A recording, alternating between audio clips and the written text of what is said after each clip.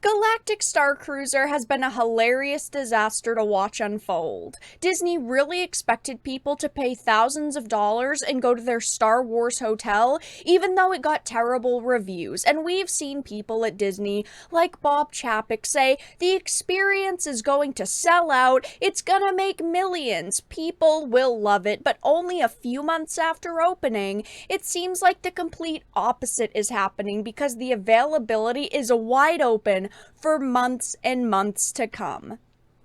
I have a few different things that I want to show off, but before we get into the topic at hand, if you enjoy the content that I create, please make sure to subscribe to the channel and hit the notification bell.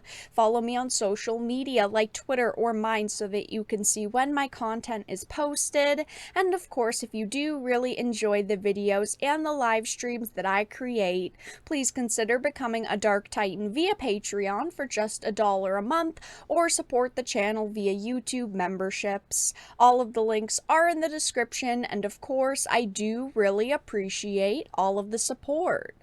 So I wanted to start off with this InsideTheMagic.net article. It says Disney's Starcruiser is wide open despite Bob Chapek's predictions. I've talked about Galactic Starcruiser a couple of times here on the channel now, and every single time it somehow gets worse and worse for Disney. I don't think the idea of a Star Wars themed hotel is a bad idea. I know plenty of people who would love an experience like that, but the price was wrong, the offerings were wrong, it overall just didn't come together to be a worthwhile experience for people.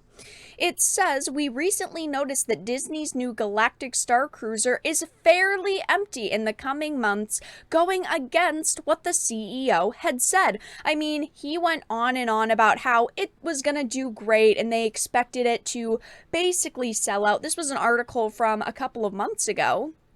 It says Bob Chapek boasts about Disney's Galactic Starcruiser, fully expects it to sell out. And this was only back in May. I mean, it is almost July now, but that's really not that long ago. You would think that what he said was going to happen then, it might be half true, okay? Some of it might be happening, but it's not. He went on and on about how it was going to do amazing, and it's not. It says, discussing how the company had done during the second quarter of 2022, we covered the call, and throughout the meeting, several higher-ups at Disney, including CEO Bob Chapek, discussed all the major facets of the company, like its streaming service, Disney+, its movies and television content, and of course, its parks division. It says Disney Parks reported they brought in $6.7 billion in revenue in Q2, an impressive number when compared to last year's $3.2. And then, of course, it goes on to talk about Galactic Starcruiser. Another area Disney attributes its success is its brand new Galactic Starcruiser Hotel at the Walt Disney World Resort in Florida. This immersive experience prided itself on being a new venture into themed entertainment, blurring the lines between theme park and hotel. It says, according to Bob Chapek, and keep in mind, this was only at the beginning of May, guest ratings for this immersive experience, which opened March 1st, are incredibly high and in line with our best-in-class offerings, he said. He expected that Disney would see 100% utilization of this experience, meaning a completely booked next few months. This is in line with what the CEO has said in the past, but now we know that this isn't true. Going back to the original article, it says few things have been as exciting or more talked about than Disney's new Galactic Starcruiser experience. One part interactive theater / role-playing adventure, one part hotel, one part Star Wars goodness. This immersive experience will be sure to please anyone in the Disney parks or Star Wars, or so we thought.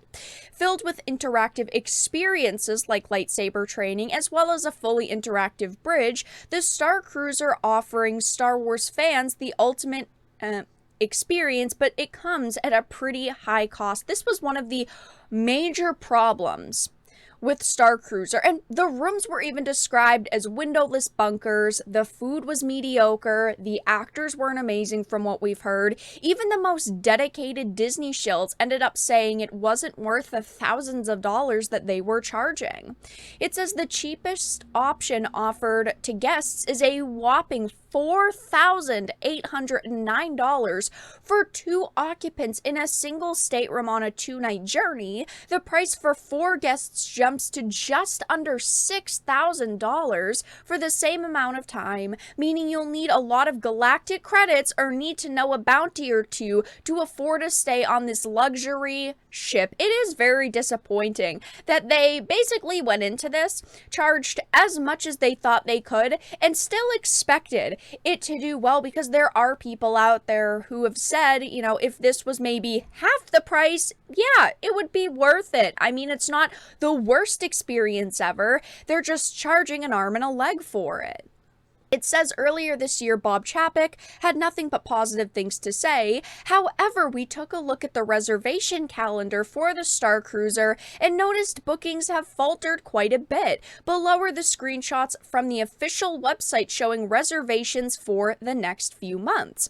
As you can see here, June has 2 dates that are still available, while July is booked solid, and then you get to August. September, October, and November are all practically empty, with only 2 dates in each being unavailable. So clearly it is not at 100% utilization that he said it was going to be at. It's not doing as well as they thought. And yes, as time goes on and dates get closer, sometimes these things do fill up and more people are looking at the experience going, sure, you know what, we'll stay here instead, we'll spend the money. But at the same time, a lot of people plan months and months and months ahead, and we are talking about 4 months here going into the end of the year that are basically wide open.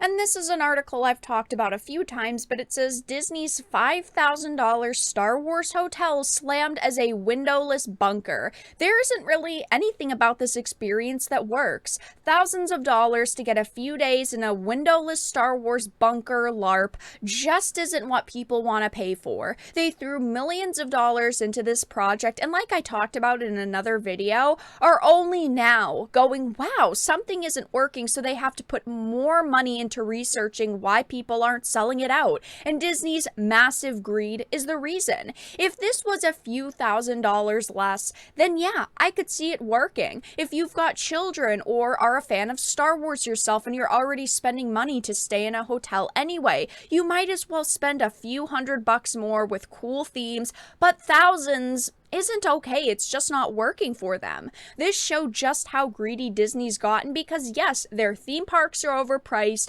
We've always known this, but this is another level of disgusting. But that's all that I really had to talk about in this video. Let everyone know your thoughts in the comment section down below. If you enjoyed, please make sure to give it a like, share it, and subscribe to the channel. And of course, if you didn't, make sure to give it a dislike. I appreciate your support either way, but I will talk to you all again in the next video really soon.